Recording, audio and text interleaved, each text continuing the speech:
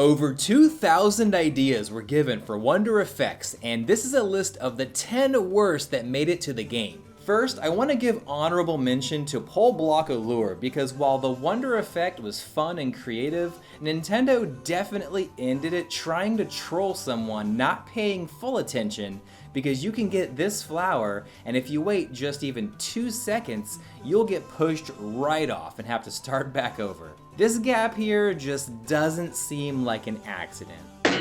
This Wonder Effect isn't necessarily bad, but it's just kind of boring. They give you a star pretty early on, and they just have these purple cloud guys which are pretty easy to avoid, or if you keep collecting stars then there's really no way to lose. But ultimately this is just a free fall, so not a lot of creativity and not really that fun. This one scores slightly higher than the free fall because it is creative with its cute music, but I put it on this list for 2 reasons. The first is that you don't have to move at all. Only jump once in a while to dodge the spikes, so it's nearly automatic. And the second is that this effect is a little misleading in how to find it. You have to make this pipe sink down to here, but there are so many other gaps in the level that you can just fall into and die. With most other pits in the game that have a secret, you're able to slide down a wall to check and then jump just in case it doesn't scroll down, but with this, you can sink to under the screen and there's no scrolling to hint that this is safe. This one isn't uncreative, but I don't think it's fun in the slightest. I think it's frustrating to constantly try to find the exact spot where you can jump up to, and since you can't see most ground area, you can often just jump only to fall down to the bottom. I've played through this a few times and still end up falling sometimes in the same spots. Obviously you can memorize it, but that's not fun. If they let you see more ground above you, I may have kept it off the list, but as it is, I'm confident putting it here. This one feels like the devs were running out of time and needed to come up with something for the level. All you do is slide through the goo and occasionally bounce off these squares. Since the tilting looks sort of like a slight rotation, I think a way better version of this would have been doing what they did in the Tumble House, where it tilted and then just kept tilting until it rotated. This would make it way more fun to slide and bounce off the squares. This is another one that just felt kind of lazy.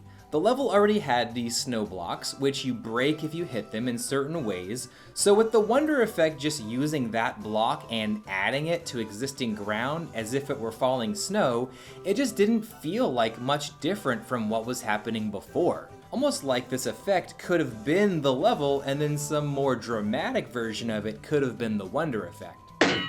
This Wonder Effect is really just a little bit of jumping around. They show the seed and make it seem like a chase as if you have to go fast to catch it, but it's obviously always too fast to catch no matter how good you are. You just jump around a bit and get it at the ending point. This would have been more fun by extending the path to go, but also allowing skilled players to catch it if they're fast enough, like what happens in the Dolphin Kick challenge with the 10 coins.